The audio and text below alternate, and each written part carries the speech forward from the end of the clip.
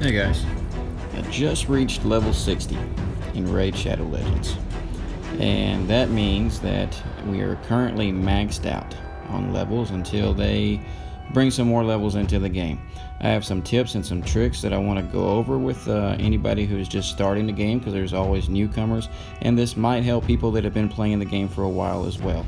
But the first thing we're going to do is we're going to get our progression reward,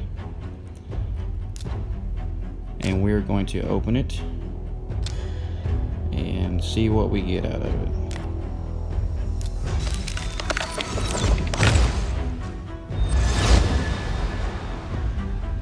That is a repeat for me, nothing major. I have yet to receive a legendary from a legendary shard, or a sacred shard rather. So anyhow, nonetheless, that wasn't the greatest beginning, but I'm going to go ahead and go into some tips. So when you're first starting the game, you're going to have energy, just tons of energy, right? All kinds of energy. And the energy, as long as you're not wasting it, is going to be very beneficial. Something else that you're going to have is you're going to have this XP boost up top. I noticed that I had the XP boost for quite a while during the game, and it helped a lot. So if you're somebody who is going to be spending money on the game, my recommendation is this: go to your shop, go to your raid passes, and purchase one of these raid passes. If you get the 1 month one, I think it's $9.99. If you get it for 6 months, it's $49.99. So basically you end up saving about $10. Even if you just get the 1 month pass, it's going to be beneficial for you starting out. If you're going to spend money in the game at all starting out, get that pass, because every bit of that XP boost, every bit of that silver, every bit of everything is going to help out. Now when you get farther into the game, it's going to be even more beneficial. But what you want to do at that point, when you get farther into the game, is you want to have both of those things up again. So hopefully you won't have ran out of the XP boost. Hopefully you still have some, and hopefully you do have the raid pass. If you don't, you can still play it. I played without the raid pass for about a month, but now that I'm looking back, that would have helped me achieve my goals a whole lot faster. What I would do is, if you do run out of the XP but you do have your raid pass, go over here to your gem shop. Hopefully you'll have enough gems saved up. You can get the 100% XP boost for 1 day, or the 100% XP boost for 3 days.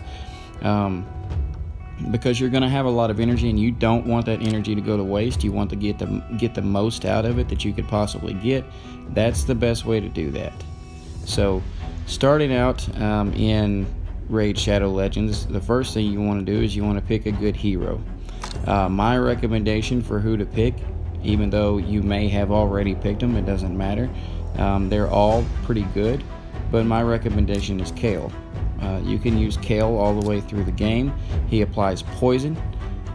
He's a very helpful champion. You can use Kale on Clan Boss. As a matter of fact, I still use Kale on Clan Boss right now, because I haven't had anybody drop for me that can replace him, that does that poison as well as he does. Other than Aothar, he recently dropped for me, and he also applies poison, but I'm not sure he can even replace Kale at this point, because I haven't completely leveled this guy up. So with that being said, in playing the game, there are some heroes that are going to be able to help you out.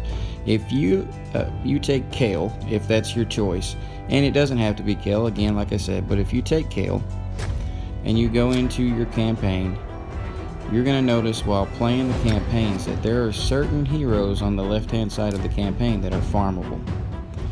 You can play these missions and you may have one of these heroes drop for you.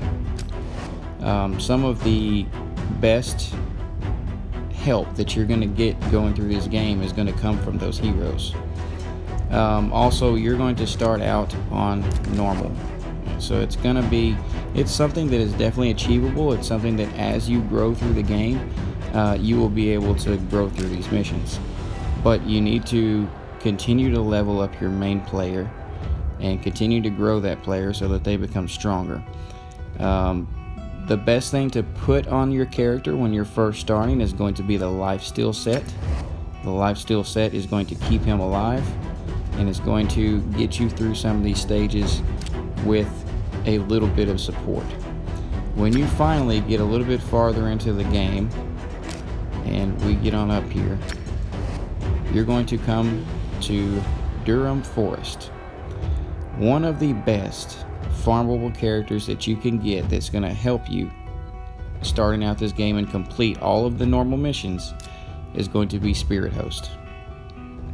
I recommend that you play these levels until you get a Spirit Host to drop for you. So do it as high as you can, with the exception of playing the boss. Do not fight the boss and beat it multiple times over and over. And the reason why I say that is you'll notice that it is 5 energy. You would be wasting 1 energy if you continue to battle the boss over and over again. The best stage that you can fight on to get the most coin on any of these is going to be stage 3, because when you defeat stage 3, you get a shield.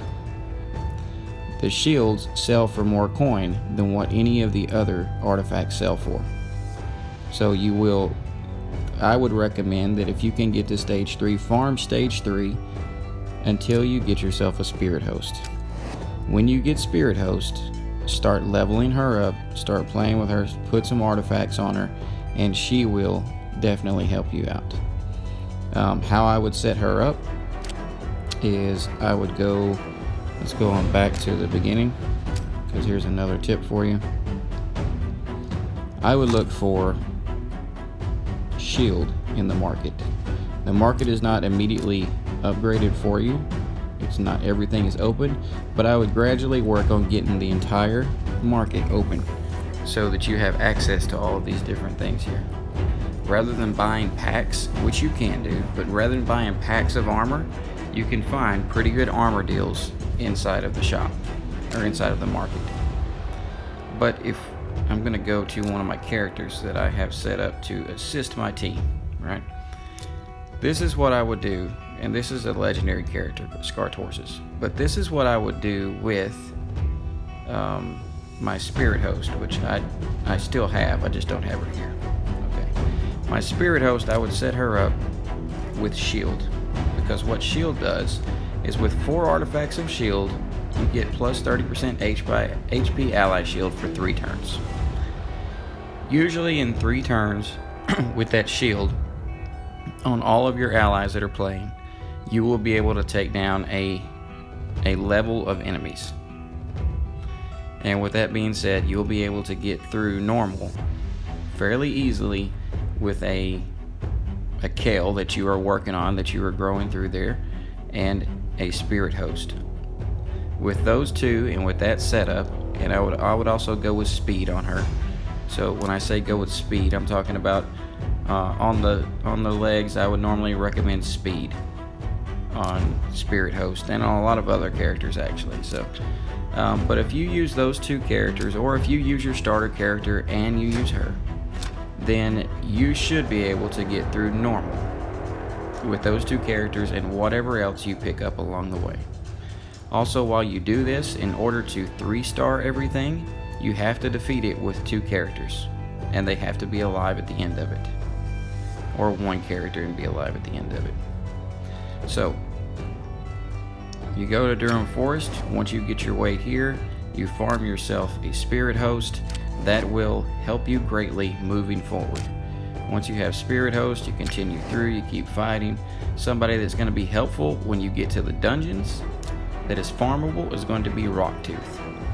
The main reason why is because he attacks one enemy, places 50% heal reduction debuff for 2 turns. He's a farmable hero that will help you out in the beginning.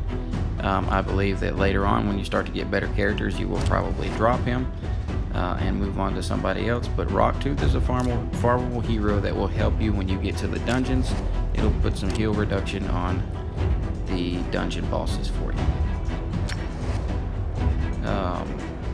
When you get here, these couple of heroes here, Eris, she's okay to assist, Avenger, okay, but not somebody that you want to grind for, so continue on through. And remember, as you're doing this, you're also going to be collecting rewards. These rewards at the bottom, you will collect those as you get more stars. I would save up your shards until there's an event.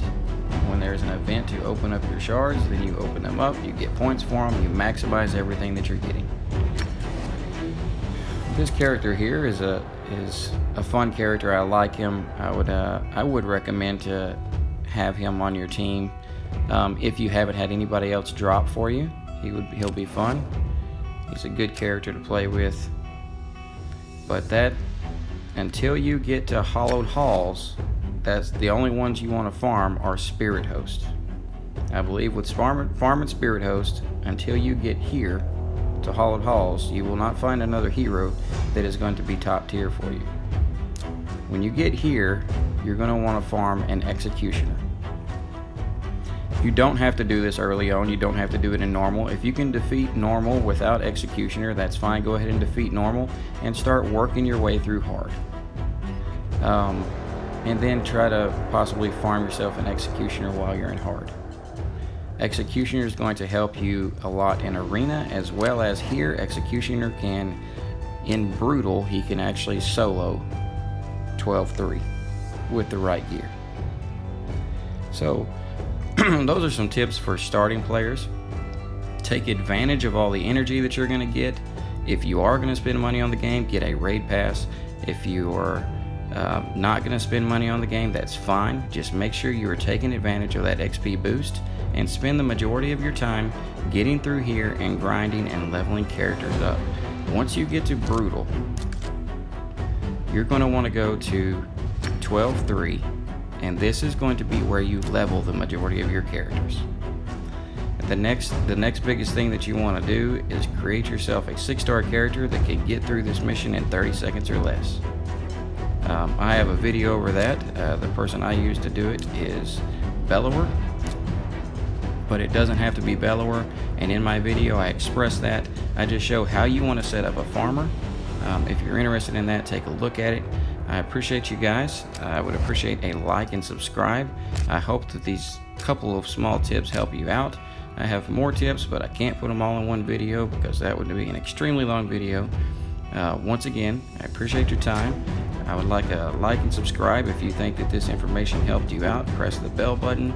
I like to send notifications out to assist people. For instance, with this tournament, I try to get a notification out and let you know that this is nothing more than a lady in a red dress. This is a distraction. If you ever seen The Matrix, that's what this is. It was a distraction. All it did was keep you from moving forward and leveling up your heroes. It's not something you want to pay attention to. So when something like that comes out, I want to notify the community and let them know that that's not something they want to be spending their time on. I'll let them know where to focus their energy so that you can get the most out of the game and so that you can actually make some great achievements in the game. Again, I appreciate your time. Appreciate you watching the video. A like and subscribe would be greatly appreciated.